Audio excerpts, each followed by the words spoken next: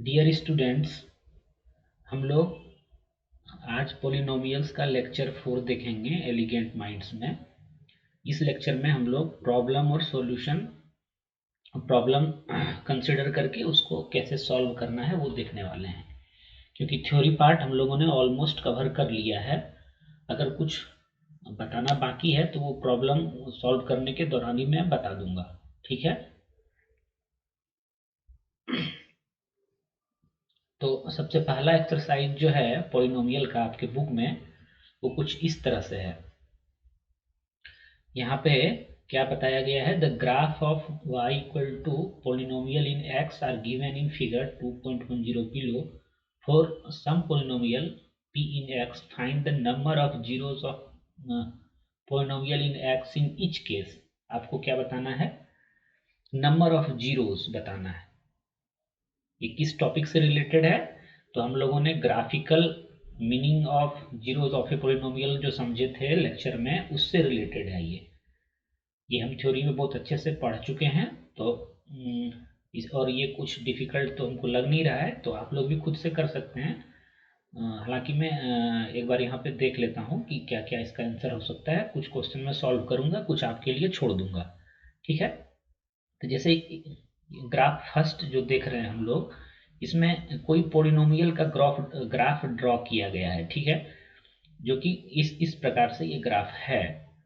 आपसे पूछा गया है इस ग्राफ को देखते हुए आप बताइए कि इस पोलिनोमियल का जिसका ये ग्राफ है उसका नंबर ऑफ जीरोस कितना है। नंबर ऑफ जीरोस बताना है आपको। तो नंबर ऑफ जीरोस फाइंड करने के लिए हम लोग क्या करते थे कि कोई भी पोलिनोमियल का जो जीरोस होगा, जैसे जैसे ये पी इन एक्स पोलिनोमियल है, एक बार हम थोड़ा सा देख भी लेते हैं। पी इन एक्स है ये, इसका वैल्यू जहां पे जीरो होगा, और यहाँ पे ग्राफ में जो दिखाया गया है ये y इक्वल टू ये पोलिनोमियल लिया गया है, तब इसका ग्राफ ऐसा ड्रॉ होके आया है, स्ट्रेट लाइन, ठीक है। तो आप इस ग्राफ में देख लीजिए y इक्वल टू जीरो कहाँ पे है। y इक्वल टू जीरो इस ग्राफ में कहीं पर है, आप देखिए। इस पॉइंट पे y, हर एक पॉइंट पे जो भी इस ग्राफ पे पॉइंट होगा, हर एक पॉइंट के लिए y का वैल्यू एक कांस्टेंट वैल्यू है, ये वाला वैल्यू है, ये वाला वैल्यू है ये। तो इसका y इक्वल टू जीरो तो कहीं पे इस ग्राफ में है ही नहीं। तो इसका मतलब क्या है कि इस पोलिनोमियल का कोई भी जीरोज नहीं है, ठीक है। तो इसका आंसर हो जाएगा नो जीरो। समझ रहे हैं ना। ये दूसरा केस लेते हैं, आपको अच्छे से समझ में आएगा। जैसे ये कोई एक दूसरा पोलिनोमियल का ग्राफ ड्रॉ किया हुआ है जो कि इस प्रकार से है, ठीक है। इस ग्राफ को देखते हुए आपको बताना है कि इस पोलिनोमियल का नंबर ऑफ जीरोस कितना है। तो अब देख लेते हैं y इक्वल टू जीरो कहाँ कहाँ पे है इस ग्राफ में। तो y इक्वल टू जीरो कहाँ पे होगा, x एक्सिस पे होगा ना। ये x एक्सिस का हर एक पॉइंट जो है वो y equal to zero represent कर रहा है। अगर x एक्सिस को ही हमको देखना हो तो इसको y इक्वल टू जीरो से हम लोग रिप्रेजेंट कर सकते हैं। इसका अगर आप ग्राफ बनाएंगे तो x एक्सिस बनेगा। y इक्वल टू जीरो का अगर आप ग्राफ बनाएंगे, ड्रॉ करेंगे तो x एक्सिस आएगा, ठीक है। तो y इक्वल टू जीरो कहाँ कहाँ पे है इस ग्राफ में देख लेते हैं। बस एक ही जगह हमको दिख रहा है, ये पॉइंट दिख रहा है जहाँ पे कि y इक्वल टू जीरो है, इंटरसेक्शन x एक्सिस के साथ जहाँ पे है इस पोलिनोमियल के ग्राफ का। इसके अलावा y इक्वल टू जीरो कहीं पर भी नहीं है। अगर आप इधर देखेंगे, यहाँ से यहाँ तक देखेंगे तो y नेगेटिव वैल्यू मिलेगा, इधर भी आपको नेगेटिव वैल्यू ही मिलेगा, लेकिन y इक्वल टू जीरो सिर्फ एक ही पॉइंट पे मिलेगा। इसका मतलब है कि इस पोलिनोमियल का नंबर ऑफ जीरोस कितना है, 1 हो जाएगा इसका आंसर, ठीक है। दो देख चुके हैं। उसी तरह से अगर इस पोलिनोमियल का हमको बताना हो कि नंबर ऑफ जीरोस कितना है, इसका जीरो आया था, नंबर ऑफ जीरो इसका जीरो आया था, इसका 1 आया है। और इसका अगर इस पोलिनोमियल का अगर हमको बताना हो कि नंबर ऑफ जीरोस कितना है, तो फिर वही देखेंगे कि इस ग्राफ का y एक्सिस के साथ, ये जो ग्राफ है इसका x एक्सिस के साथ कहाँ कहाँ पे इंटरसेक्शन है, वहीं पे y इक्वल टू जीरो होगा। तो देखिए दो जगह पे इंटरसेक्शन है, एक यहाँ पे है x एक्सिस के साथ और एक यहाँ पे है, तो इसका नंबर ऑफ जीरो कितना हो जाएगा, 2 हो जाएगा। नहीं सॉरी, एक और है, देखिए देखिए एक यहाँ पर भी है, तो नंबर ऑफ जीरो इसका 3 हो जाएगा। टोटल नंबर ऑफ जीरो इस पॉलिनोमियल का 3 हो जाएगा। देखिए यहाँ पे 3 जगह पे इसका एक्स एक्सिस के साथ इंटरसेक्शन है, और इंटरसेक्शन है मतलब वहां वहां पे इस पॉलिनोमियल का वैल्यू 0 हो रहा है।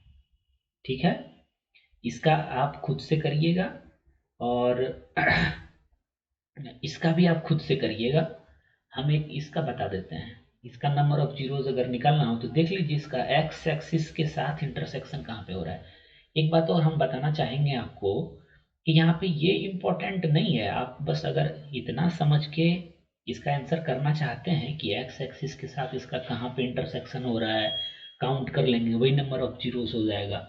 लेकिन मेरा जो पर्पस है आपको पढ़ाने का, ये तो ये तो बहुत ही इजी है, बहुत इसमें खास बात नहीं है।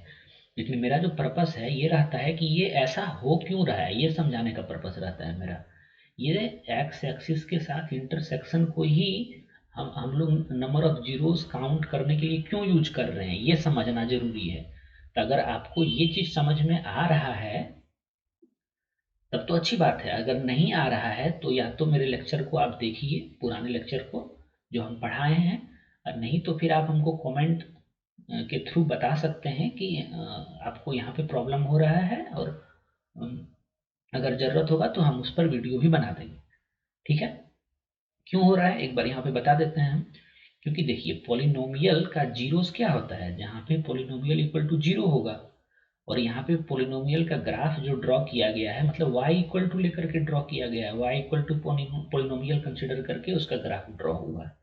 ठीक है, अब y इक्वल टू 0 कहाँ कहाँ पे होगा, y इक्वल टू 0 जो है वो यहाँ पे हम बोले ना कि x एक्सिस को अगर रिप्रेजेंट करना हो तो y इक्वल टू 0 हम लोग y इक्वल टू 0 से रिप्रेजेंट करते हैं। और अगर आप चाहें तो आप रिप्रेजेंट करके भी देख लीजिए। ठीक है, और जब तक आप खुद से नहीं देखेंगे तब तक आपको समझ में नहीं आएगा, चाहे टीचर कितना भी अच्छा हो, जब तक आप अपना नहीं ये लॉजिक डेवलप करेंगे, अपना आप एक थाउट नहीं डेवलप करेंगे समझने के लिए, तब तक आपको बहुत अच्छे से समझ में नहीं आएगा। ठीक है, तो y equal to 0 x axis होता है। अब एक्स एक्सिस का और इस ग्राफ का जहां पर भी इंटरसेक्शन होगा, इसका मतलब है कि इस इस पॉलिनोमियल का वैल्यू उस पॉइंट पे 0 है। ठीक है, इसीलिए इसको काउंट करने से हमको आंसर मिल जा रहा है। अब हम ये वाला देखने वाले थे कि इसमें नंबर ऑफ जीरोस कितना है इस पोलिनोमियल का, जो कि पोलिनोमियल कुछ इस प्रकार से इसका ग्राफ ड्रॉ होके आया है। तो देखते हैं, एक यहाँ पर एक्स एक्सिस के साथ इंटरसेक्शन है और वहाँ इस इंटरसेक्शन पे y इक्वल टू 0 है, यहाँ पर भी y इक्वल टू 0 है, और यहाँ पर भी y इक्वल टू 0 है। मतलब टोटल इसका नंबर ऑफ जीरोस कितना आएगा, 3 आएगा। ठीक है, ये एक्सरसाइज हो गया है। ये 2 क्वेश्चन हम आपके लिए छोड़े हुए हैं, अगर आपको समझ में आ रहा है तो बहुत अच्छा, अगर नहीं आ रहा है तो आप हमें हमारा पुराना लेक्चर देखिए, और अगर उससे भी आपको ये नहीं हो रहा है, समझ में नहीं आ रहा है, तो आप हमें कमेंट करके बताइए। ठीक है, अब इसका नेक्स्ट एक्सरसाइज चलते हैं हम लोग।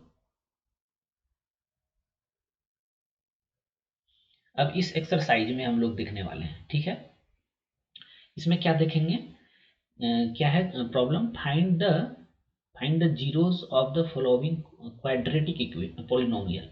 एक क्वाड्रेटिक पोलिनोमियल है, सभी क्वाड्रेटिक पोलिनोमियल है। देखिए आप, सभी का डिग्री 2 है, इसका भी डिग्री 2 है, इसका भी डिग्री 2 है, इसका भी 2, इसका भी 2, इसका भी डिग्री 2 है। हम आपको बता चुके हैं कि क्वाड्रेटिक पोलिनोमियल क्या होता है। अच्छा, find the zeros of the following quadratic polynomials and verify the relationship between the zeros and the coefficient. और हमको वेरीफाई करना है, पहले इसका क्या हमको करना है, जीरोस फाइंड करना है। ठीक है, इस पोलिनोमियल का जीरोस फाइंड करना है, और फिर हमको क्या करना है कि हमको इसका कोफिशिएंट के साथ जो रिलेशन है उसको वेरीफाई भी करना है, दोनों चीज करना है। ठीक है, तो चलते हैं हम लोग वेरीफाई करते हैं, इसको सॉल्व करते हैं। एक न्यूज पेज ले लेते हैं, x square minus 2x minus 8 है। एक हम नया पेज ले रहे हैं। क्या था हमारा question, x square minus 2x minus 8, ये था question. X square minus 2x x square minus 2x क्या था -8 ये हमारा एक पॉलिनोमियल है। सबसे पहले इसका हमको क्या फाइंड करना है, जीरोस फाइंड करना है। ठीक है, तो जीरोस फाइंड करने के लिए अभी हम लोग ग्राफ में भी देखे थे और इसका हम पहले भी एक्सप्लेन कर चुके हैं कैसे जीरोस फाइंड करते हैं। तो जीरोस फाइंड करने के लिए क्या करते हैं, इसको इक्वल टू जीरो कर देते हैं। जहां पर भी पोलिनोमियल का वैल्यू जीरो होगा वहां पे x का जो वैल्यू होगा उसी को हम लोग जीरोस ऑफ दैट पोलिनोमियल बोलते हैं। ठीक है, तो इसको इक्वल टू जीरो कर लेते हैं हम लोग। एक्स स्क्वायर है -2x है, थोड़ा स्लो लिख रहे हैं हम, इसको इग्नोर करना है आपको। इक्वल टू जीरो कर लेते हैं। अब इसको सॉल्व करने के लिए अगर ये हमको सॉल्व करना हो तो क्या करेंगे, ये तो क्वाड्रेटिक पॉलिनोमियल है, तो हम लास्ट लेक्चर में आपको बताए थे कि मिडिल टर्म को हम लोग स्प्लिट करते हैं। ये जो मिडिल टर्म है इसको हम लोग स्प्लिट करते हैं। तो इसको स्प्लिट कैसे करेंगे भाई, हमको ऐसा स्प्लिट करना है कि फर्स्ट और लास्ट टर्म का जो प्रोडक्ट है उसके इक्वल होना चाहिए, हमको ऐसा स्प्लिट करना है। तो पहले देख लेते हैं फर्स्ट और लास्ट टर्म का जो प्रोडक्ट है वो क्या आ रहा है, एक्स स्क्वायर -8, तो -8 into x square -8 x square आ रहा है। ठीक है, तो -2 को अगर हमको स्प्लिट करना हो तो पहले 8 का हम लोग एलसीएम ले लेते हैं। ये बेसिक फंडा है, जब आप सॉल्व करने लगेंगे ना तो ये आपको करने का जरूरत नहीं पड़ेगा, आपको समझ में आ जाएगा ये क्या हो रहा है। ये 4 आएगा यहाँ पे 2 आएगा। ठीक है, 2 इंटू 2 इंटू 2, तो इसको 2 इंटू 2 लिख सकते हैं हम लोग, 8 को ही फैक्टराइज अगर इसको हम करके लिखना चाहें तो। अब ये सभी टर्म को हमको इस तरह से यूज करना है कि ये यहाँ पे हमको -2 मिल जाए, 2 मिल जाए। ठीक है, तो आप देखिए यहाँ पे 2 इंटू 2 4 यहाँ पे आ रहा है, 4 और 2 को अगर हम सब्ट्रैक्ट करें तो हमको 2 मिल रहा है। तो हम इसको ऐसा स्प्लिट करना चाह रहे हैं, देखते हैं हम जो लिख रहे हैं वो आपको समझ में आ रहा है कि नहीं। एक्स स्क्वायर को जैसे था वैसे ही लिख दिया हमने, और मिडिल टर्म को हम लिख रहे हैं 8 लाना है ना, तो -4x प्लस 2x। इस -2x को हम ऐसा लिख सकते हैं, बहुत आसानी से लिख सकते हैं। -2x, इसका भी वैल्यू देखिए -2x ही आ रहा है, -4x प्लस 2x का वैल्यू -2x आ रहा है, तो इसके बदले में हम ये लिखे हैं। बाकी सभी चीज़ों को हम जैसा था वैसा ही लिख दिए। और ऐसा क्यों किए, क्योंकि हमको ये फैक्टराइज करना है, इसमें ये फैक्टराइज करना ही पड़ेगा तभी आप आगे सॉल्व कर पाएंगे। ठीक है, और अभी आप इस दोनों को मल्टीप्लाई करिए, -4x प्लस 2x को, तो -8x स्क्वायर आ रहा है, मतलब इससे मैच हो रहा है, मतलब मेरा फैक्टराइजेशन और हम जो स्प्लिट किए हैं वो प्रोसेस सही है, तब हमको इससे आगे हम बढ़ सकते हैं। आप जब सॉल्व करेंगे 2 4 5 क्वेश्चन, ये प्रीवियस क्लास में भी है। ठीक है, तो अगर आप नहीं समझे थे प्रीवियस क्लास में तो अभी आप अगर कुछ सॉल्व करेंगे तो आपको आ जाएगा समझ में। अब यहाँ से चलते हैं हम, अब इस दो टर्म में हम कॉमन लेते हैं। क्या कॉमन आ रहा है, x कॉमन आ रहा है, तो x यहाँ पे हम कॉमन ले लिए। अगर x कॉमन ले लेंगे एक्स स्क्वायर से तो x बचेगा यहाँ पे, और यहाँ पे क्या बचेगा, 4 बचेगा। ठीक है, और हमको क्या करना है ना, यहाँ पर भी यही आना चाहिए। ये हम आपको बस समझा रहे हैं अभी कि अगर ऐसा हो रहा होगा तभी हमारा काम बनेगा। तो x-4 यहाँ आया था, यहाँ पर भी x-4 आना चाहिए। तो यहाँ देखिए आप क्या कॉमन ले सकते हैं, +2 अगर कॉमन ले लें यहाँ पे हम, तो देखिए हमारा इसी एक्सप्रेशन को हम इस तरह से लिख सकते हैं और हमारा काम भी बन जाएगा। इसीलिए हम इसको ऐसा कर रहे हैं। x इस दोनों टर्म से कॉमन ले लिया तो x-4 बचा, इस दोनों टर्म से +2 कॉमन ले लिए तो x-4 बचा। जब तक आप प्रैक्टिस नहीं करेंगे खुद से तब तक आपको कुछ चीज समझ में नहीं आएगा, इसलिए मैथ्स में प्रैक्टिस करने का बहुत जरूरत है। अब ये आ गया, इससे आगे हम चलते हैं। अब ये पूरा टर्म में और इस पूरा टर्म में हम कॉमन लेंगे x-4। इसीलिए हम पहले ही यहाँ x-4 लिखे थे। वो कोई तरीका नहीं है, बस वो मतलब एक समझने के लिए हम वो लिख दिए थे कि हमको फिर दोनों में अगर कॉमन आ रहा होगा तब हमारा सही है प्रोसेस। तो x-4 यहाँ से कॉमन ले लेते हैं दोनों टर्म से। तो x-4 कॉमन ले लिए, तब देखते हैं क्या बचता है हमारा। इस टर्म में क्या बचेगा, x बचेगा, और इस टर्म में क्या बचेगा, इसमें x-4 कॉमन ले लिए हम तो 2 ही बचेगा, +2 बच जाएगा यहाँ पे। अब देखिए इस पूरे टर्म को हम यहाँ से यहाँ तक इस तरह से लिख सकते हैं, कोई दिक्कत नहीं है। अब हमको x का वैल्यू चाहिए, तो x का अगर हमको वैल्यू चाहिए यहाँ पे, अब देखिए यहाँ पर भी समझना है आपको कि ऐसा क्यों हो रहा है। जब तक आप ये चीज़ नहीं समझेंगे तब तक आपका कंसेप्ट बिल्डअप नहीं होगा। तो देखिए दो टर्म है जिसका कि प्रोडक्ट इक्वल टू 0 है। इसका मतलब क्या है, या तो ये टर्म 0 हो जाए या तो ये टर्म 0 हो जाए, तब ये पूरा प्रोडक्ट 0 हो जाएगा। ऐसा ही होता है ना। अगर जैसे हम लास्ट लेक्चर में ही बोले थे कि P into Q equal to 0 है, इसका मतलब क्या है, इसका मतलब है कि या तो P इक्वल टू 0 हो जाए तो भी ये इक्वेशन सेटिस्फाई हो जाएगा, या फिर Q इक्वल टू 0 हो जाए तो भी ये इक्वेशन सेटिस्फाई हो जाएगा। तो हमको तो x का वैल्यू चाहिए था, तो हम इसको ऐसे लिख सकते हैं क्या, x-4, दिस इम्प्लाइज ये लिखना जरूरी है कि हम मतलब इस स्टेटमेंट के बदले ये स्टेटमेंट लिख रहे हैं। लॉजिकली हम इस स्टेटमेंट के बदले, अगर ये ट्रू है तो ये भी ट्रू होना चाहिए। दिस इम्प्लाइज का मतलब ये है। तो x-4 इक्वल टू 0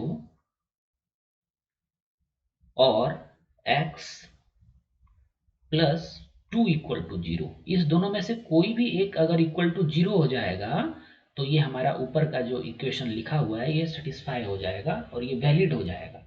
ठीक है। अगर x-4 इक्वल टू 0 होता है तो x का वैल्यू क्या आ जाएगा, x का वैल्यू 4 आ जाएगा, और x प्लस 2 इक्वल टू अगर 0 होता है तो x का वैल्यू क्या आ जाएगा, -2 आ जाएगा। अब देखिए x का वैल्यू हमको मिल गया, और x का वैल्यू अगर मिल गया हमको तो ये क्या है, ये जीरोज है, जीरोज ऑफ दिस पोलिनोमियल। तो ये फर्स्ट पार्ट हमने सॉल्व कर लिया, जीरोज हमने निकाल लिया इस पोलिनोमियल का। अब हमको वेरीफाई करना था। ठीक है, इसको फिलहाल मिटा रहे हैं क्योंकि इसका जरूरत अब नहीं है। अब हमको वेरीफाई करना था। अब याद करिए हम लोग लास्ट लेक्चर में जो पढ़े थे, यहाँ सम ऑफ जीरोज क्या हो जाएगा, सम ऑफ जीरोज क्या हो जाएगा, अल्फा प्लस बीटा हम लोग पढ़े थे। तो इसको डिनोट करने के लिए हम लिख रहे हैं ऐसे, सम ऑफ जीरोज क्या हो जाएगा, अल्फा प्लस बीटा। अगर आप इस जीरो से फाइंड करना चाहते हैं तो क्या हो जाएगा, 4 प्लस -2, यही होगा ना, alpha plus beta some of zeros. ये कितना आ रहा है आपका, 2 आ रहा है। और हम लोगों ने जो फॉर्मूला पढ़ा था, जो फॉर्मूला हम देखे भी थे, अच्छे से समझे भी थे क्यों हो रहा है, उसमें अल्फा प्लस बीटा क्या आ रहा था, -b/a आ रहा था, -b/a। और b क्या था, b हमारा x का कोफिशिएंट था और a क्या था, x² का कोफिशिएंट था। तो इस पोलिनोमियल में आप देखिए कि x ये इसका वैल्यू क्या आ रहा है, तो माइनस तो जैसा था वैसा ही लिख दिए हम, और b जो है x का कोफिशिएंट था, तो यहाँ पे x का कोफिशिएंट क्या है, -2 है। तो 2 बार माइनस होगा, 2 बार माइनस होगा, 2 बार माइनस होगा। तो b जो है x का कोफिशिएंट है, तो माइनस इसके बदले में तो माइनस यहाँ लिखे ही, और b का वैल्यू भी -2 है। ठीक है। और a क्या है, कोफिशिएंट ऑफ x², तो यहाँ पे कुछ नहीं है तो 1 है, 1 है। ये भी देखिए आपका 2 आ रहा है, मतलब कि अगर हम कोफिशिएंट के थ्रू जा रहे हैं तो भी अल्फा प्लस बीटा 2 आ रहा है, और हम जीरोस निकाल के अल्फा प्लस बीटा कर रहे हैं तो भी alpha plus beta equal to 2 आ रहा है, मतलब ये वेरीफाइड हो गया। ठीक है, अगर ये इक्वल नहीं आता तब कहीं ना कहीं हम कुछ गलती कर रहे होते। ठीक है, यहां तक समझ गए। अब इसी प्रोसेस से हम alpha into beta product of zeros भी निकाल लेते हैं। तो पहले जो हमारे पास जीरोज है उसके हेल्प से निकालेंगे अल्फा इंटू बीटा। तो ये क्या आ रहा है हमारा, 4 इंटू -2, यही है ना। ये कितना आ गया आपका -8 आ गया। और अगर हम कोफिशिएंट के थ्रू जाते हैं अल्फा इंटू बीटा, तो इसका फॉर्मूला हम लोगों ने क्या पढ़ के रखा हुआ है, फॉर्मूला क्या था इसका, C/A था। और ये C क्या था, C था हमारा ये कांस्टेंट टर्म, और A क्या है, A यहाँ पर भी यूज किए हैं हम लोग, ये यहाँ पर भी यूज किए हैं, कोफिशिएंट ऑफ x²। तो वैल्यू पुट करके देख लेते हैं भाई, -8 आ रहा है कि नहीं। C का वैल्यू क्या है, -8 है, और कोफिशिएंट ऑफ x² क्या आ रहा है, 1 आ रहा है। तो ये भी देखिए आपका -8 आ रहा है, मतलब कोफिशिएंट के थ्रू भी जा रहे हैं तो -8 मिला हमको, और हम जीरोस फाइंड करके भी उसका प्रोडक्ट निकाल रहे हैं तो -8 आ रहा है, मतलब ये वेरीफाई हो गया। अब आपके मन में ये लग रहा होगा कि इस तरह से सॉल्व, मतलब हम आपको समझा रहे हैं बस, मेहनत तो आपको खुद भी करना पड़ेगा। आप बुक में आप देखिए जिस प्रोसेस से सॉल्व किया है, बस हम आपको समझा रहे हैं कि ऐसा हो क्यों रहा है। आप बुक में जो एग्जाम्पल सॉल्व किया है उसको देखना है। बुक जो ये एनसीईआरटी बुक है वो बहुत ही इंपॉर्टेंट बुक है, और वो उसके जो राइटर हैं और जो भी उसमें टीम पूरा इन्वॉल्व रहता है वो लोग काफ़ी जानकार लोग होते हैं। तो और जो बुक लिखा गया है आपका वो बहुत ही अच्छे ढंग से लिखा गया है, तो उसमें जो प्रोसेस फॉलो किया गया है प्रॉब्लम को सॉल्व करने के लिए, वो आपको वही वाला प्रोसेस अपनाना चाहिए। भले हम आपको यहाँ पे समझा रहे हैं, लेकिन आपको प्रोसेस वही फॉलो करना चाहिए, तब आपको एग्जाम में मार्क्स बहुत अच्छे मिलेंगे। ठीक है, तो ये हमारा जो प्रॉब्लम था वो सॉल्व हो गया, ये फर्स्ट वाला प्रॉब्लम सॉल्व हो गया। ठीक है, एक और प्रॉब्लम हम ले लेते हैं, ये प्रॉब्लम ले लेते हैं 4u² + 8u वाला ले लेते हैं ये। तो इसमें भी वही करना है, इसको जल्दी जल्दी देख लेंगे हम लोग। 4u² + 8u,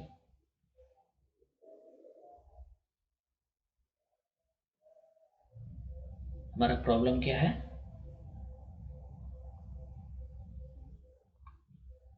प्रॉब्लम है 4u², क्या था प्रॉब्लम यार, +8u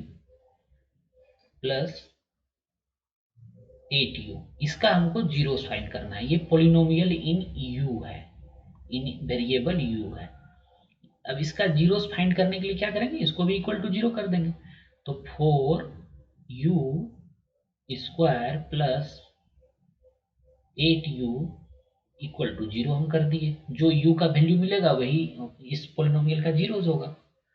चलते हैं फिर इसको फैक्टराइज करेंगे हम, जहां पर भी क्वाड्रेटिक रहे या क्यूबिक पोलिनोमियल रहे तो आपको फैक्टराइज करना ही पड़ेगा, तभी आप उसके वेरिएबल का वैल्यू फाइंड कर सकते हैं, तभी हमको जीरोस मिलेगा। तो यहाँ पे आप देखिए इसको, यहाँ पे एक कांस्टेंट टर्म मिसिंग है।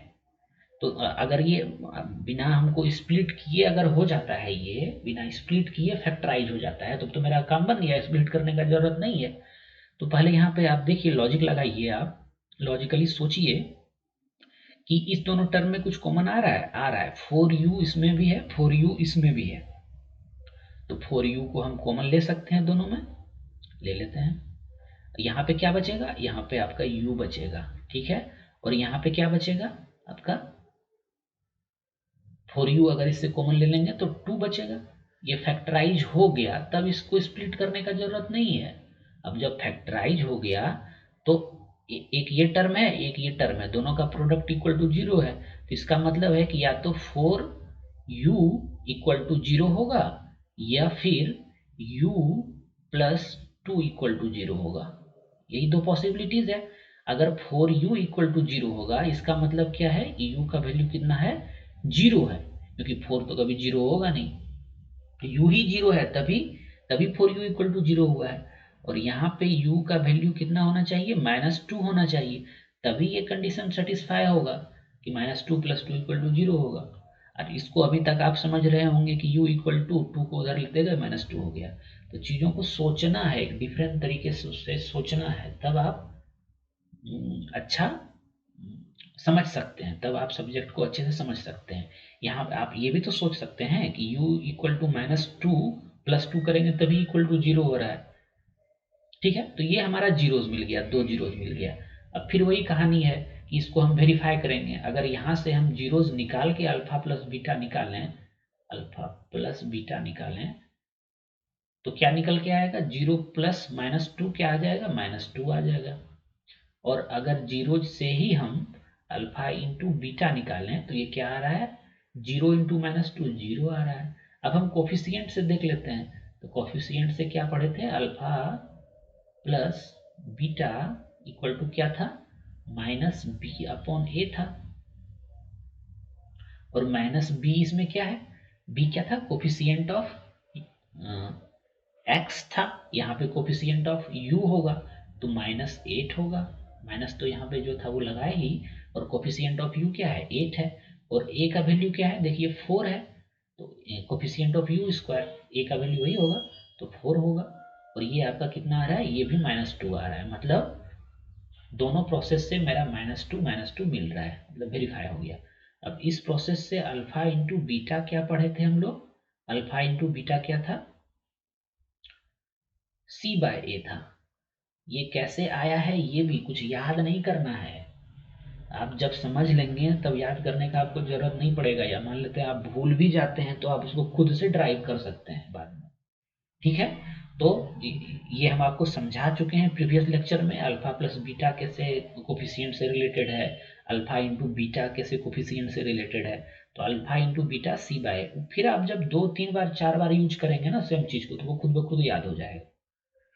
तो देख लेते हैं भाई, कांस्टेंट यहाँ पे क्या है, कांस्टेंट यहाँ कुछ भी नहीं है, 0 है। तो c का वैल्यू यहाँ पे क्या हो जाएगा, 0 हो जाएगा। और a का वैल्यू क्या है, कोफिशिएंट ऑफ u स्क्वायर 4 है। अब 0/4 ये तो 0 ही आएगा। तो देखिए ये भी मेरा वेरीफाई हो गया, अल्फा इंटू बीटा यहाँ से भी 0 आ रहा था, और कोफिशिएंट का मतलब यूज करके भी 0 आ रहा है, ये वेरीफाई हो गया। 2 क्वेश्चन हम सॉल्व कर लिए। अब जो इसमें रेस्ट क्वेश्चन है वो आपको खुद सॉल्व करना है, और अगर किसी में दिक्कत होता है तो आप हमको बताइए। अब एक लास्ट क्वेश्चन है, इसको भी देख लेंगे हम लोग, क्या बोल रहा है, find a quadratic polynomial each with the given numbers as the sum and product of its zero respectively। मतलब आपको पोलिनोमियल फाइंड करना है, ये जीरो जो दिया हुआ है ये सम ऑफ जीरोस है, और प्रोडक्ट ऑफ जीरोस क्या है, ये है। मतलब जीरो अल्फा प्लस बीटा क्या है, अल्फा प्लस बीटा जो है वो इक्वल टू 0 है, इस क्वेश्चन में देख रहे हैं हम लोग। और अल्फा इंटू बीटा क्या है आपका, √5 है, ठीक है। तो इसका आपको क्या करना है, पोलिनोमियल फाइंड करना है, जस्ट उल्टा, ठीक है। इसको फाइंड करने के लिए क्या करेंगे हम लोग, देख लेते हैं। अल्फा प्लस बीटा 0 है, अल्फा इंटू बीटा √5 है। तो एक नया पेज ले लेते हैं पहले, अल्फा प्लस बीटा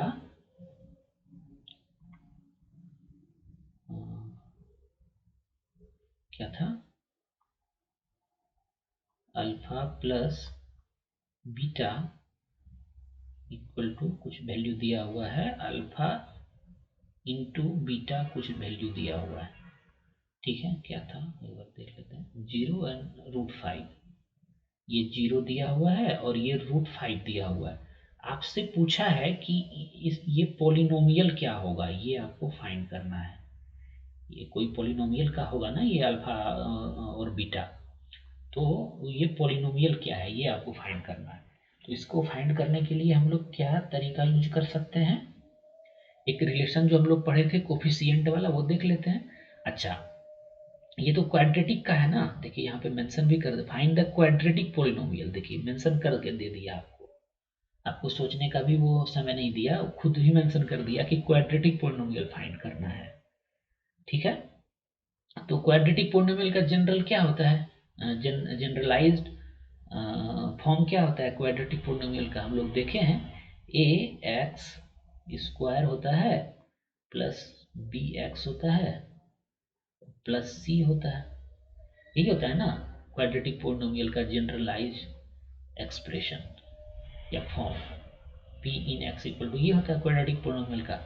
अब अल्फा प्लस बीटा और अल्फा इंटू बीटा दिया हुआ है, तो alpha plus beta equal to, हम लोग जो कोफिशिएंट के टर्म में पढ़े थे वो क्या पढ़े थे, माइनस बी अपॉन ए पढ़े थे, ठीक है।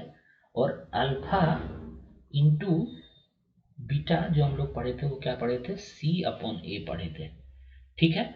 अच्छा, हम यहाँ पे ए इक्वल टू 1 कंसिडर कर सकते हैं, हमको उससे कोई दिक्कत नहीं है।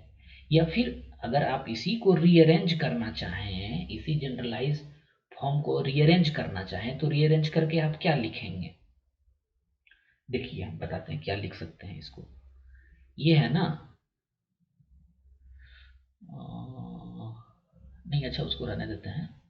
अभी हम a इक्वल टू 1 कंसिडर करके चल रहे हैं। इफ a इक्वल टू 1, तो इस केस में क्या हो जाएगा, a का वैल्यू 1 हो जाएगा, तो अल्फा और बीटा हमारा क्या वैल्यू दिया हुआ है, 0 दिया हुआ है, यहां से 0 दिया हुआ है। तो b इक्वल टू क्या आ गया हमारा, यहां से क्या आ जाएगा, b equal to, this implies b equal to 0 आ जाएगा, क्योंकि a हमने 1 कंसिडर करके रखा है, और minus b upon a equal to 0 है, तो b इक्वल टू 0 हो जाएगा। a इक्वल टू 1 है यहाँ पे, तो और इस ये प्रोडक्ट ऑफ जीरोस क्या है, √5 है, ये क्वेश्चन में आपको दिया हुआ है। तो a इक्वल टू 1 है, तो c का वैल्यू क्या यहाँ से आ रहा है, c इक्वल टू √5 आ रहा है, ठीक है। तब हमारे पास c का वैल्यू मिल गया, a का वैल्यू 1 है, b का वैल्यू हमने यहाँ से फाइंड कर लिया 0 है। अगर a इक्वल टू 1 है तो b इक्वल टू 0 हो गया, और c इक्वल टू √5 हो गया। तो पोलिनोमियल लिखने में क्या दिक्कत है, हम यहाँ से लिख देंगे ना इसको। पोलिनोमियल अगर हमको लिखना होगा तो क्या हो जाएगा, सबका वैल्यू रख देते हैं। a इक्वल टू 1 कंसिडर किए थे तो एक्स स्क्वायर a के प्लेस पे 1 ही रख दिए हम, और फिर b इक्वल टू 0 है, तो b इक्वल टू 0 है तो ये टर्म 0 हो गया हमारा, ठीक है। और c इक्वल टू √5 आया है, तो इसको प्लस √5 कर लेते हैं।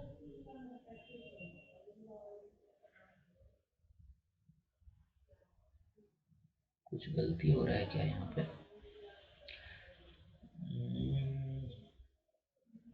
अल्फा प्लस बीटा इतना दिया हुआ है, अल्फा इंटू बीटा हमारे पास √5 है, और a इक्वल टू के लिए हम इतना वैल्यू फाइंड कर चुके हैं।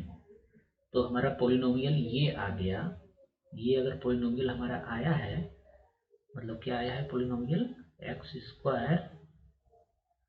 स्क्वायर प्लस √5, ये पोलिनोमियल आया है हमारा निकल के, ये पोलिनोमियल आया है। इसको हम वेरीफाई करके भी देख सकते हैं कि इसका रूट क्या आ रहा है, कुछ गलत हुआ है क्या। अच्छा पहले इसका आंसर, ये अल्फा इंटू बीटा है, इसको अल्फा इंटू बीटा लेना है, ठीक है।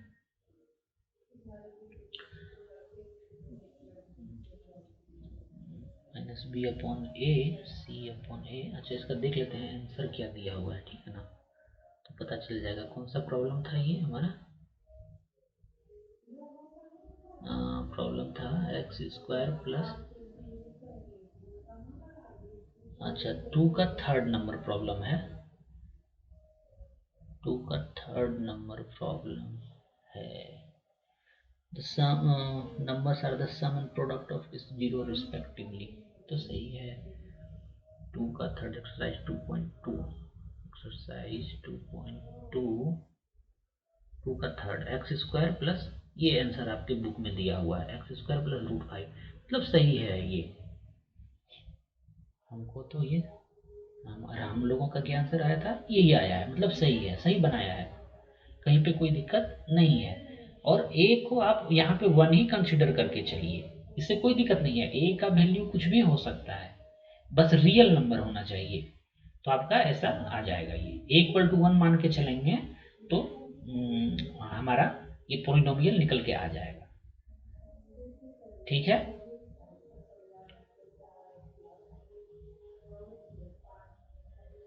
या इसमें कुछ इन्फॉर्मेशन आपको दिया है क्या, find the quadratic each with the given number as sum, नहीं और कुछ भी नहीं दिया, मतलब a इक्वल टू 1 आपको मानना पड़ेगा यहाँ पे, अदरवाइज आपके पास ऑप्शन नहीं है। a इक्वल टू 1 उससे कुछ फर्क नहीं पड़ रहा है, इसीलिए ये a इक्वल टू 1 लेकर के हम लोगों को चलना है।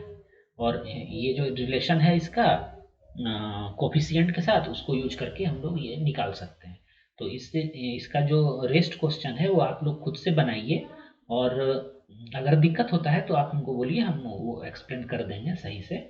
और अगर मान लेते हैं आपको मेथड वाइज भी मतलब जाना है कि कैसे एग्जाम में क्या हम स्टेप किस तरह से लिखें कि हमको पूरा अच्छा मार्क्स आए, तो अगर वो भी बोलेंगे तो हम वो भी आपको वीडियो बना के या उस तरह से बताने का प्रयास करेंगे। अभी हम सोच रहे हैं कि आपको बस एक कंसेप्ट आपका बिल्डअप हो कि क्यों मैथ्स में ऐसा हो रहा है या इसका मीनिंग क्या है, ये समझाने का मेरा प्रयास है। ठीक है, ठीक है, आज के लिए बस इतना ही है। और एलिगेंट माइंड्स को आप लोग लाइक करिए, और अगर कुछ आप पूछना चाहते हैं हमसे तो आप हमें बेशक बेझिझक आप हमें कमेंट के माध्यम से पूछिए।